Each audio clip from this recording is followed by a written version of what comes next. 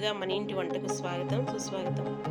ఈరోజు నేను చేయబోయేది మటన్ కర్రీ అన్నమాట. మటన్ 1/2 కిలో, ఆయిల్, పచ్చిమిర్చి, టమాటా పచ్చిమిర్చి కలిపిన పేస్ట్, మసాలా దినుసులన్నీ కలిపిన పేస్ట్, వెల్లుల్లి పేస్ట్, పసుపు, సాల్ట్, పెరుగు, కారం.